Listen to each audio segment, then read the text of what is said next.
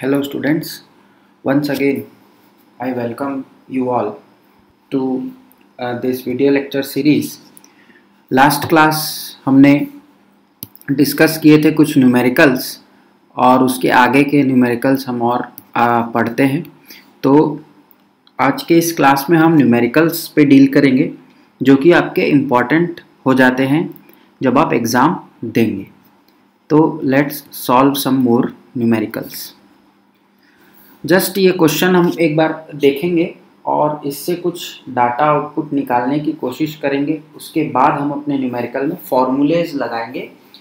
I hope कि आपको सारे फॉर्मूलेज याद हो गए होंगे जो मैंने आपको लास्ट क्लास में बताया था।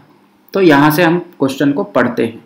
एक 3 फेज स्टार संयोजित अल्टरनेटर में 180 चालक प्रति फेज हैं। कंडक्टर पर फेज कितना दिया हुआ है 180 और फ्लक्स पर ये पोल है, पोल फ्लक्स पर पोल इज 0.053 वेबर। तो हमें निकालना है, ज्ञात करें उत्पन्न ईएमएफ प्रति फेज मतलब जनरेटेड ईएमएफ पर फेज, देन लाइन टर्मिनल के बीच ईएमएफ। लाइन टर्मिनल मतलब हमें क्या निकालना है, एक तो ईआरएमएस निकालना है और दूसरा निकालना है ई लाइन। याद होगा स्टार कनेक्टेड अल्टरनेटर के लिए मैंने बताया था कि E line is equals to क्या हो जाता है √3 times of E R M S, मतलब पर फेज वोल्टेज का √3 टाइम्स। हमने पढ़ा है स्टार कनेक्शन में कि V L is equals to √3 VPH, सभी ने पढ़ा है ये। तो इसी चीज को अप्लाई करना है और दिया हुआ है कि मान ले कि कुंडलन पूर्ण पिच है मतलब फुल पिच वाइंडिंग है और KD के वैल्यू 0.96 दिया हुआ है, 1 नहीं है, ये पूर्ण विराम है, ठीक है। तो 96 जो है वो KD का वैल्यू दिया है। तो सबसे पहले हम लिख लेते हैं कि गिवन डाटा क्या क्या है। गिवन डाटा सबसे पहले ZP पर फेस चालक कंडक्टर पर फेस कितना दिया हुआ है, ये 180 दिया है। देन फ्लक्स पर पोल इज 0.0543 वेबर। देन हमको दिया हुआ है कि फुल पिच का मतलब ये हुआ कि KP इज 100% means 1 and KD is equals to 0.96। I think आपको ये चीज समझ में आई होगी कि KP को हमने 1 क्यों लिया, क्योंकि यहाँ पर लिखा हुआ है पूर्ण पिच। पिच क्या होता है, फर्स्ट कंडक्टर स्लॉट है, ये सेकंड स्लॉट है। मान लीजिए कि इस कंडक्टर का फर्स्ट एंड इस स्लॉट नंबर 1 में है और ये 7th स्लॉट में वो क्या होना है, बाउंड होना है। तो ये फर्स्ट से उठा करके जब हम इसको 7th में डाल देंगे तो ये कहलाता है फुल पिच, और यदि हम इसे 4th या 5th में डाल देंगे तो ये कहलाता है शॉर्ट पिच, और ये जो बचा हुआ स्लॉट्स है इसी का एंगल होता है अल्फा। तो आई थिंक कि आप सभी को ये क्लियर है। सो यहाँ पर हमने जो देखा कि हमारा जो पिच है वो क्या होता है, तो pitch is nothing but the total span of a winding. एक वाइंडिंग का जो सिरा है वो दूसरा वाइंडिंग के सिरा जिस स्लॉट पर लगेगा वह उसका क्या हो जाएगा, पिच हो जाएगा। इसे कहते हैं फुल पिच। ये निकालने का तरीका जो है वो होगा नंबर ऑफ स्लॉट्स पर पोल, ये पिच कहलाता है। मान लीजिए हमारे पास 240 स्लॉट्स हैं और हमारे पास है 8 पोल की मशीन, तो 240/8 हो गया तो हो जाएगा 30 का ये क्या आ जाएगा, स्लॉट्स पर पोल आ जाएगा। अब पर फेज अगर निकालना है तो हमें 10 आ जाएगा, 30/3। तो 10 ये जो है ये आएगा हमारा M, ठीक है। आई थिंक ये आपको क्लियर होगा।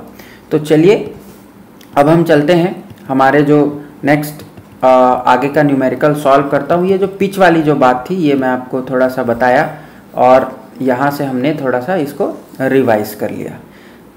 देन हम आते हैं अपने न्यूमेरिकल पर, और यहाँ पर जैसे आपको दिया हुआ है कि जो ZP है मतलब पर फेस का जो हमारा क्या है वाइंडिंग का जो कंडक्टर्स है वो है 180। सबसे पहले हमको क्या निकालना है, ERMS निकालना है। ERMS के लिए हम क्या करेंगे, तो हम पहले फॉर्मूले को लिखते हैं। फॉर्मूला क्या था आपको याद होगा, ERMS is equals to 4.44 F/m kp kd t और यूनिट है वोल्ट। तो वैल्यूज़ यहाँ हम पुट करेंगे।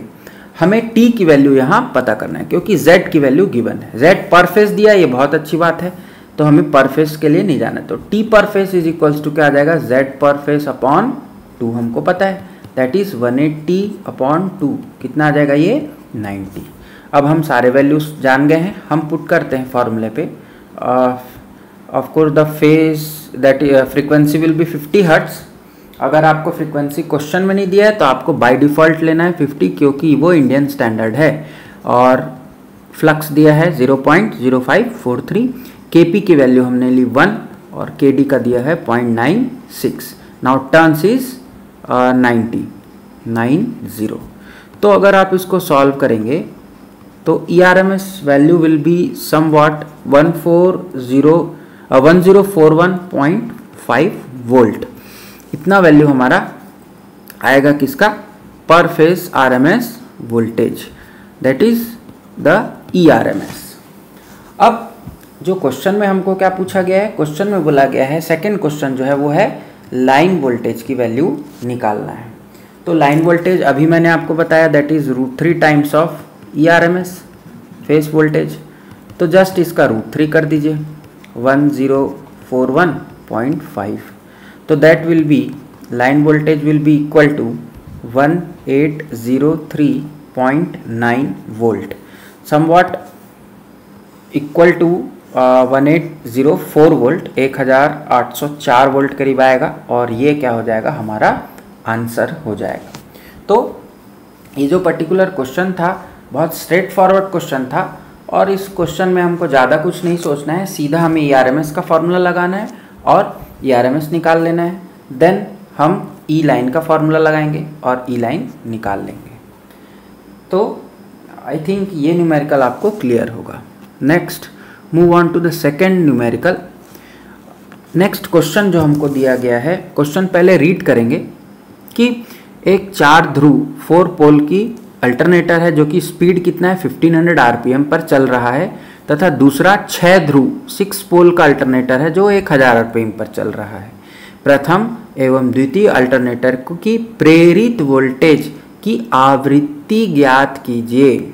सबसे पहले अगर आप कोई भी न्यूमेरिकल सॉल्व करते हैं तो आपको 2 चीज़ पता होना चाहिए। सबसे पहले क्या, गिवन क्या क्या है, गिवन डाटा, और दूसरा क्या निकालना है, टू बी फाइंड आउट, क्या निकालना है। यदि ये 2 चीज़ हमको पता है तो हम आसानी से कोई भी क्वेश्चन को बना सकते हैं। तो सबसे पहले हम यहाँ सॉल्व करते हैं गिवन डाटा। पहले हम लेते हैं अल्टरनेटर 1 को। अल्टरनेटर 1 के लिए जो डाटा दिया है, पोल की संख्या 4, n speed is equals to 1500 RPM। हमको निकालना क्या है, दोनों ही केस में फ्रीक्वेंसी निकालना है। Just a simple formula NS is equals to 120 F/P। यहाँ से हमें मिलेगा NS का वैल्यू है 1500, फिर ये हो जाएगा 120, F हमको निकालना है, P की संख्या है 4। तो यहाँ से क्या मिल जाएगा, फ्रीक्वेंसी इज इक्वल्स टू 4 से इसको जाएंगे तो 30 टाइम्स, 30 से इसको करेंगे तो 50 टाइम्स। तो आपका कितना आ गया, 50 हर्ट्ज आ गया। तो answer will be 50 hertz for your first alternator. पहले अल्टरनेटर के लिए कितना आया, 50 हर्ट्ज। अब हम चलते हैं सेकेंड अल्टरनेटर के लिए, अल्टरनेटर 2। तो अल्टरनेटर 2 के लिए हमारा जो पोल्स की संख्या है वो कितनी दी हुई है, 6, और सिंक्रोनस स्पीड दिया हुआ है कितना, 1000 RPM। तो हमें क्या निकालना है, अगेन फ्रीक्वेंसी निकालना है। NS अगेन वही फार्मूला 120 F/P। तो यहाँ से F इज इक्वल्स टू मैं डायरेक्ट लिख सकता हूँ NS इंटू P/120, सेम है, कोई चेंज नहीं। तो यहाँ से हो जाएगा 1000 इंटू 6/120, 6 2 जा एंड 2 50 जा, ये 1010 कैंसल, 6 2 जा 12 एंड 250 जा 100। Again the answer is 50 hertz. तो दोनों ही केस में हमें क्या आंसर मिला, 50 हर्ट्ज़। अब मैं आपके लिए कंक्लूज़न लिखता हूँ, मोस्ट इम्पॉर्टेंट है, इसको आपको याद रखना है थोड़ा बहुत, यदि आप याद रख सके। जब पोल की संख्या 2 होगी तो स्पीड कितना होगा। 50 हर्ट्ज़ हमारी स्टैंडर्ड फ्रीक्वेंसी है इंडिया की, आपको पता है। तो 120 इंटू एफ अपॉन पी करेंगे तो हमें क्या मिलेगा, हमें मिलेगा सिंक्रोनस स्पीड, जो कि कितना आएगा, तो 2 से चला गया ये 60 टाइम्स, 6 5 हो गया 30, 3000 RPM।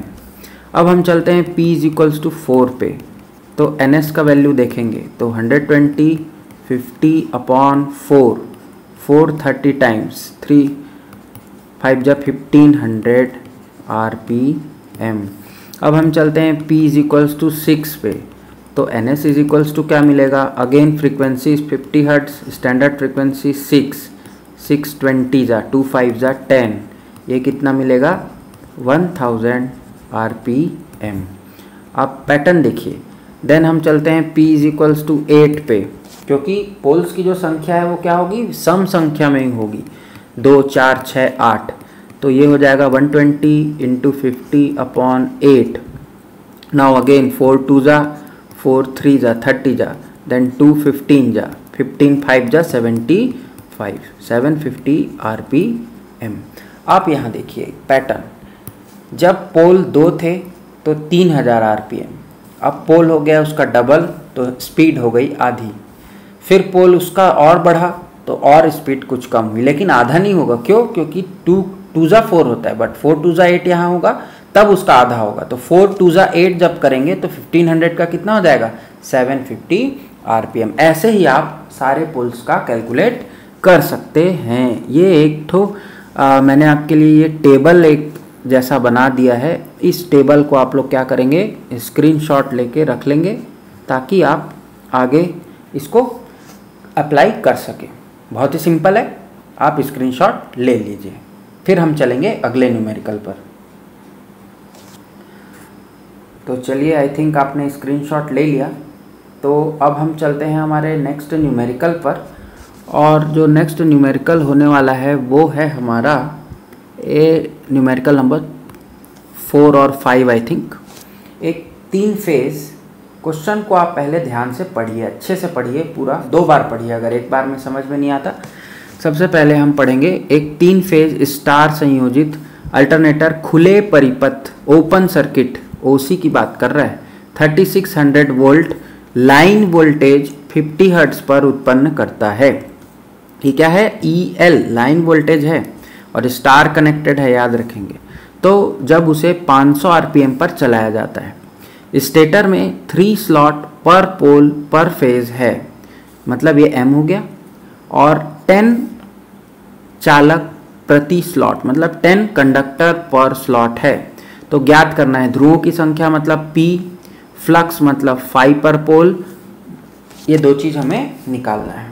देन हमें मानना है कि सभी चालक जो है उस श्रेणी में लगेंगे ऑफ कोर्स, और कुंडली पूर्ण पिच अगेन KP की वैल्यू क्या हो जाएगी, 1 हो जाएगी, क्योंकि पूर्ण पिच दिया हुआ है, और वितरण गुणा KD आपका 0.96 अगेन दिया हुआ है।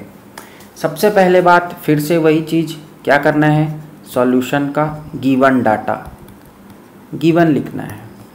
सबसे पहले आपको क्या पता चल रहा है, तो E वोल्टेज पता चल रहा है, कितना है, 3600 वोल्ट, ये याद रखना है, ओपन सर्किट वोल्टेज बोला है। फिर आपको यहाँ देखना है कि फ्रीक्वेंसी कितना दिया हुआ है, तो 50 हर्ट्ज़। अगर आपको फ्रीक्वेंसी नहीं दिया है क्वेश्चन में तो आपको 50 हर्ट्ज़ ही लेकर के चलना है। देन स्पीड बोला है NS कितना है, 500 RPM, 500 RPM, और स्टेटर में क्या है, 3 स्लॉट पर पोल पर फेज, मतलब मैं इसको M लिख सकता हूँ, M = 3, और 10 कंडक्टर पर स्लॉट, ये दिया हुआ है। ठीक है, यहाँ तक क्लियर है। फिर हमें निकालना है P, तो और KP KD of course, KP = 1 and KD = 0.96, और सीरीज में लगा है, वो तो हमारा क्वेश्चन में दिया है।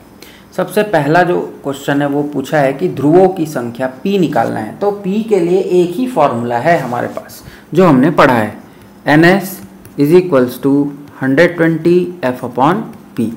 कोई और फॉर्मूला है ही नहीं। p निकालना है, p को उधर ले गए, ns को नीचे ले आए। 120f50/ns, ns is 500। 1 0 1 0 cancel, 2 0 2 0 cancel, 5 5 cancel. p कितना आ गया? 12। अभी हमने देखा था कि 6, आपको याद होगा, अब भी मैंने बताया p इज इक्वल्स टू 6, तो n कितना आ रहा था? 1000। अब n बोल रहा है 500, तो जस्ट डबल हो गया, तो इसको भी डबल कर दीजिए 12। एक क्वेश्चन तो मेरा मुंह से ही बन गया, मेरे को सॉल्व भी नहीं करना था क्योंकि मैंने पुराने रिवीजन किया। देन हम चलते हैं आगे, थोड़ा सा फ्लक्स निकालने की बात देखते हैं। तो फ्लक्स के लिए मैंने दूसरा फार्मूला एक ही बताया है आपको कि E RMS या E is equals to 4.44 F phi m और phi t kp kd। आपको E दिया हुआ है, यस, F दिया हुआ है, phi आपको निकालना है, टर्न्स दिए हुए हैं, kp kd दिया है, मतलब केवल एक ही अननोन मेरे पास यहाँ बचा। तो हम क्या करेंगे, सबसे पहले t की वैल्यू फाइंड आउट कर लेंगे, बाकी सारी चीज़ तो गिवन है। तो नेक्स्ट हमें क्या करना है, t निकालना है। एक चीज़ और याद रखना कि यहाँ पर जो बोला है, ये बोला है कि लाइन वोल्टेज मतलब EL दिया हुआ है, और हम फॉर्मूला में क्या रखते हैं, हम E फेज रखते हैं या E RMS, इसी को बोलते हैं पर फेज। तो EL इज इक्वल्स टू क्या, EL इज इक्वल्स टू क्या होता है, √3 टाइम्स ऑफ E RMS। तो हमें क्या रखना है, E RMS रखना है, तो हम क्या करेंगे, EL बाई √3 रख देंगे, मतलब 3600/√3 हो जाएगा मेरा क्या, E RMS। ये शायद आपको क्लियर हो। देन हम चलते हैं T निकालने के लिए।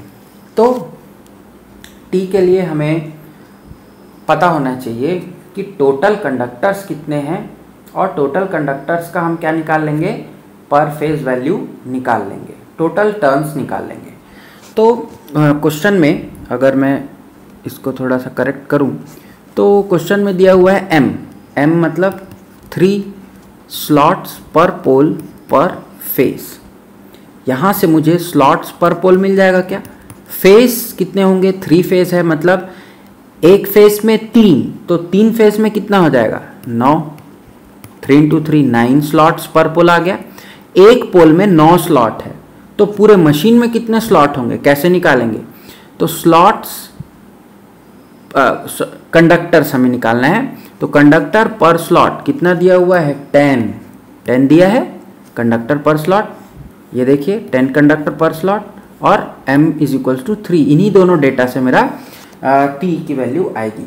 तो चालक प्रति स्लॉट कितना आ गया, 10, और स्लॉट प्रति पोल कितना आ गया, 9। ये आ गया। हमें क्या निकालना है, conductor, just a second, conductor पर स्लॉट गिवन है या पर पोल गिवन है, थोड़ा सा यहाँ चेक करना पड़ेगा, प्रति स्लॉट गिवन है, ओके। तो स्लॉट पर पोल कितना दिया हुआ है, हमें 9 दिया है, और चालक प्रति स्लॉट कितना दिया हुआ है, तो चालक पर स्लॉट 10 है, और टोटल नंबर ऑफ पोल्स कितना है, 12 है। क्लियर है। यहाँ पर थोड़ा सा हमें ध्यान देना है कि चालक प्रति स्लॉट है 10 और स्लॉट पर पोल है 9। तो हमें क्या निकालना है, यहाँ पर चालक प्रति पोल निकालना है। कैसे निकालेंगे, दोनों को गुणा कर देंगे। तो कैसे करेंगे, चालक प्रति, मतलब अगर मैं इसको ऐसा लिखूं तो भी चलेगा, स्लॉट गुणित स्लॉट प्रति पोल। तो यहाँ से क्या हो जाएगा, स्लॉट और स्लॉट कट जाएगा, तो 9 × 10 कर दो, कितना आ गया 90। ये क्या आ गया कंडक्टर पर पोल, ये आ गया कंडक्टर्स पर पोल, चालक प्रति पोल। अब हमें नंबर ऑफ पोल्स निकाल लिए, हमें पता चल गया कितना आया था 12। तो हम क्या करेंगे, यदि हमें टोटल नंबर ऑफ क्या निकालना है कंडक्टर्स मतलब Z निकालना है, तो यहाँ से क्या हो जाएगा कंडक्टर मतलब Z पर पोल इंटू नंबर ऑफ पोल्स कर दें, देन पोल और पोल अगेन कैंसिल हो जाएगा। तो कंडक्टर पर पोल कितना आया 90 और टोटल पोल्स कितने थे 12, तो कितना आ जाएगा ये 1080। ये क्या आ गया टोटल Z आ गया। हमें क्या निकालना है ZP निकालना है, तो ZP के लिए क्या हो जाएगा फार्मूला 1080 पर फेज मतलब 3 से डिवाइड करेंगे, तो 3 से अगर डिवाइड करेंगे तो 3 3 जा 9, 3 2 जा 3 6 जा 18 एंड 0 360 आ गया। अब हमें टर्न्स निकालना है, तो turns that is Z by ZP by 2, तो that is equal to 360 by 2, मतलब ये आ गया 180। अब हम आते हैं अपने फॉर्मूले पे, तो ERMS that is equals to 4.44 F5T KP KD। ये था 3600 upon √3, then 4.44, then that will be equal to 50 flux is we have to find out, हमें निकालना है। टर्न्स कितना आया 180, फुल पिच बोला है 1 हो गया, KD की वैल्यू 0.96। अब यहाँ से हम फाई निकालेंगे, बाकी सारी चीज़ को इधर ट्रांसफ़र कर दो, तो ये क्या मिलेगा 3600 इंटू 3600 या फिर अपॉन, इसको ऐसा लिख सकते हैं अपन 3600 अपॉन √3 इंटू 4.44, ठीक है, और इंटू 50। ये तो आप सॉल्व कर सकते हैं, इसमें कोई बहुत ज़्यादा दिक्कत नहीं होगा। तो जब आप इसको सॉल्व करेंगे यहाँ से इस 36 से ये वाले √3 को हटा के यहाँ कर दीजिए, या फिर पहले ही आप इसकी वैल्यू कैलकुलेट करके डायरेक्ट रखिए यहाँ, ठीक है। तो आपको जो आंसर आएगा वो आएगा 0.054 वेबर। कितना आएगा 0.054 वेबर, और यही मेरा क्या हो जाएगा आंसर हो जाएगा। तो इसमें दो चीज़ निकालना था, सबसे पहले हमें निकालना था पोल्स, वो हमने निकाल दिया, और दूसरा निकालना था हमें फ्लक्स, वो हमने निकाल दिया। तो आई थिंक कि ये न्यूमेरिकल भी आपको क्लियर होगा। अगर आपको न्यूमेरिकल समझ में आ रहे हैं, इसका मतलब आपने जो थ्योरी है उसको बहुत अच्छे से पढ़ लिया है। तो अब हम चलते हैं नेक्स्ट न्यूमेरिकल की ओर, और ये जो न्यूमेरिकल है इसको हम सॉल्व करते हैं। तो इसमें बोला है कि एक 12 पोल की 3 फेज स्टार संयोजित अल्टरनेटर में 72 खांचे हैं। 72 खांचे मतलब 72 slots. Then flux is 0.0988 weber. क्या निकालना है घूर्णन की गति। घूर्णन की गति मतलब स्पीड निकालना है NS। यदि उत्पन्न EMF की आवृत्ति 50 हर्ट्ज है, 50 हर्ट्ज फ्रीक्वेंसी। दूसरा क्या निकालना है टर्मिनल EMF। फिर क्या निकालना है टर्मिनल EMF तो निकालना है किस कंडीशन पर, पूर्ण pitch. Again Kp is equals to 1। 8 चालक, लेकिन यहाँ थोड़ा सा हम ओवर रीड कर गए। Kp इज इक्वल्स टू 1 अगर लिखेंगे, उसके आगे भी कुछ लिखा है। पूर्ण पिच के लिए 8 चालक प्रति स्लॉट। मोस्ट इंपॉर्टेंट पॉइंट जिसे हमें नोट करना है, यहाँ से आपका क्वेश्चन जो है वो थोड़ा सा बदलेगा। बहुत अच्छा क्वेश्चन है। फिर हमें निकालना है टर्मिनल EMF यदि कुंडल अवधि कॉइल स्पैन को ध्रुव पिच के मतलब पोल पिच के 2/3 कर दिया गया हो। बहुत अच्छा क्वेश्चन। इस क्वेश्चन में आपके पिचिंग का कंसेप्ट क्लियर होगा। चलिए, तो सबसे पहले हम अपने फर्स्ट ऑप्शन पे, फर्स्ट बिट पे जाते हैं, और हम क्या निकाल लेते हैं, हम निकाल लेते हैं अपने स्पीड। तो स्पीड के लिए या फिर मैं इसको और अच्छे से लिखूं तो गिवन डाटा, पहले गिवन डाटा क्या क्या दिया है, पोल्स दिया है 12, then flux is 0.0988 weber, then slots is 72 2। अब हमें सबसे पहले निकालना है NS, तो that is equals to 120 F upon P। 120 50 hertz given है यहाँ पर, ठीक है, और पोल्स की संख्या है 12, तो 12 10 जा हो गया। और अभी हमने देखा कि ये कितना आ जाएगा 500 RPM, ये तो सेम रहेगा, अभी हमने देखा था इसके पहले क्वेश्चन में 12 पोल के लिए कितना आ जाएगा 500। अब क्वेश्चन यहाँ से हमको थोड़ा सा समझना है, क्या समझना है कि क्वेश्चन में दिया हुआ है टर्मिनल EMF निकालना है पूर्ण पिच के लिए 8 चालक प्रति स्लॉट, मतलब 8 कंडक्टर्स पर स्लॉट होना चाहिए। ये किसके लिए है? For full pitch. Full pitch Z निकालने के लिए मेरे को यहाँ लगेगा। Z की वैल्यू क्या हो जाएगी? 8 कंडक्टर्स प्रति स्लॉट। एक स्लॉट में 8 कंडक्टर, तो कितने स्लॉट्स हैं टोटल? 72, तो 8 इंटू हो जाएगा 72, ये कितना आ जाएगा 576 आ जाएगा। यहाँ से मैं क्या निकाल सकता हूँ? यहाँ से मैं Z पर फेज निकाल सकता हूँ। ये टोटल आ गए मशीन के लिए 3 फेज का, पर फेज के लिए Z/3, that is 576 upon 3, that will be equal to 192 slots. अब हमें टर्न्स निकालना है, तो turns will be equal to ZP/2, तो 192 अपॉन 2, यह आ जाएगा 96। क्लियर है?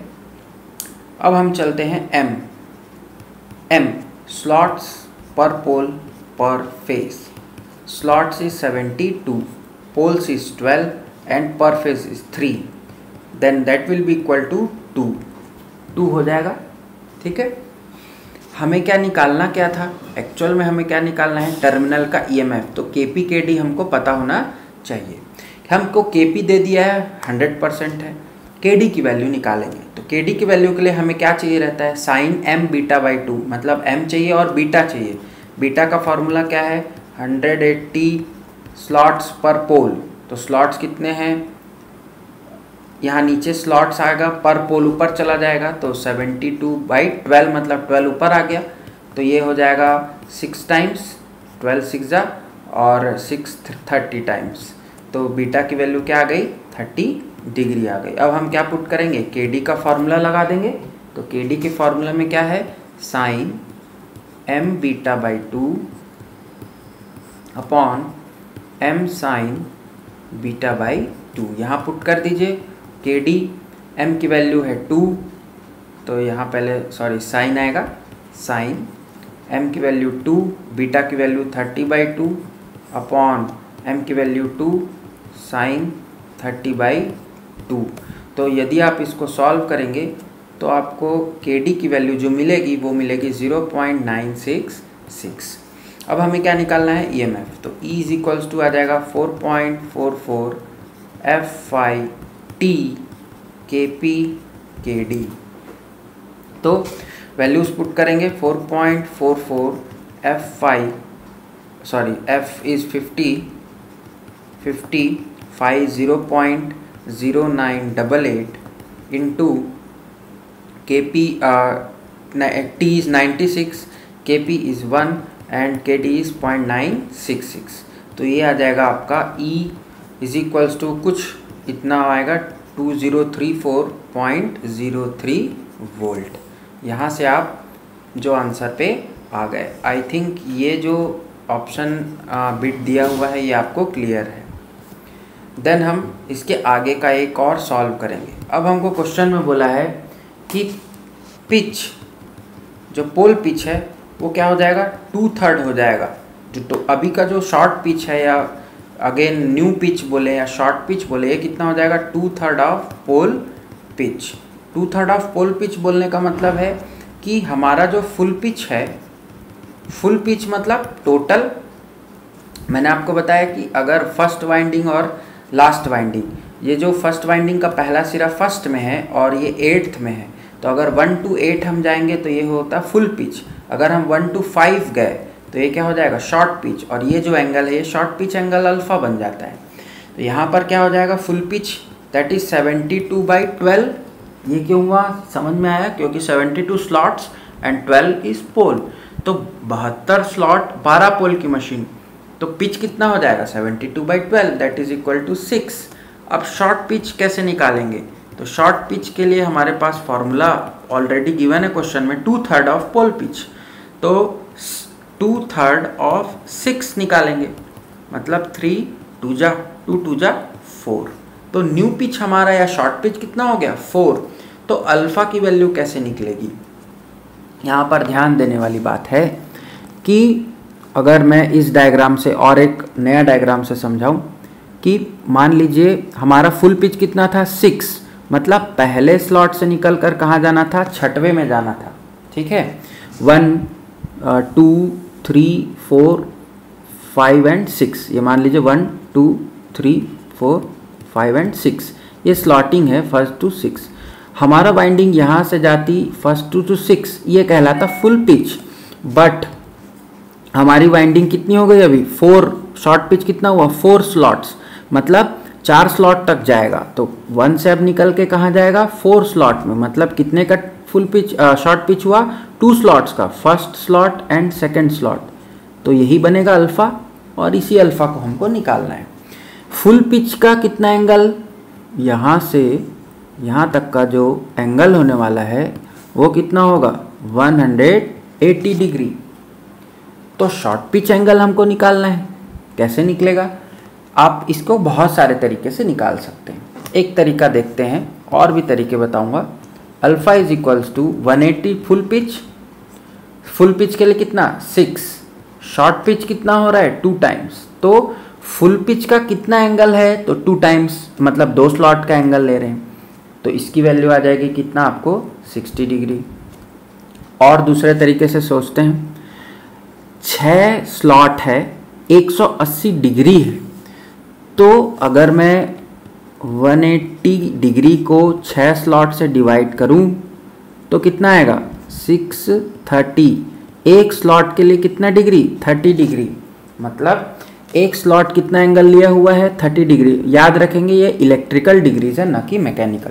30 30 30 30 30, तो शॉर्ट पिचिंग कितने से हो रही है 2 से हो रही है, ये 4th 5th स्लॉट और 6th स्लॉट, तो 2 × 30 कितना आ जाएगा 60। अगेन मेरे पास नई वैल्यू आ गई। तो शॉर्ट पिच का जो कंसेप्ट है वो शायद आपको क्लियर हो गया होगा। तो हम अब अपने क्वेश्चन में आते हैं।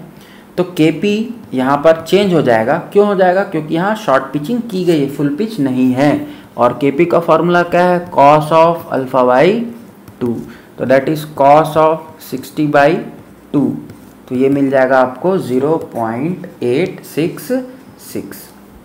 Now question will be again, formula will be same, के 4.44 FIT KP KD। तो यहाँ से 4.44, देखिए फ्रीक्वेंसी तो सेम होगी, फ्लक्स की वैल्यू भी सेम, मशीन तो सेम है हमारी 0.0988, turns, number of turns that is also equal to 96, change will be KP कितना है 0.866। अच्छा, यहाँ हमारे एक दिमाग में ये आएगा कि KD क्या होगा, तो डिस्ट्रीब्यूशन फैक्टर जो है वो चेंज नहीं होगा, दैट इज कितना आया था हमारा 0.966। तो अब आप इसको अप्लाई करिए फॉर्मूले में और कैलकुलेटर से यूज़ करेंगे तो आपको कुछ मिलेगा 1823.47 वोल्ट। ये क्या मिलेगा? ये हमको मिलेगा हमारा फाइनल आंसर। तो ये जो न्यूमेरिकल था ये आपके बहुत अच्छा कंसेप्चुअल न्यूमेरिकल था, इम्पॉर्टेंट भी है, आपके क्वेश्चन में ही पूछ सकता है एग्ज़ाम में। अच्छा न्यूमेरिकल है, इससे आपका पिचिंग का कंसेप्ट क्लियर हो जाएगा। तो आज के इस लेक्चर में इतना ही।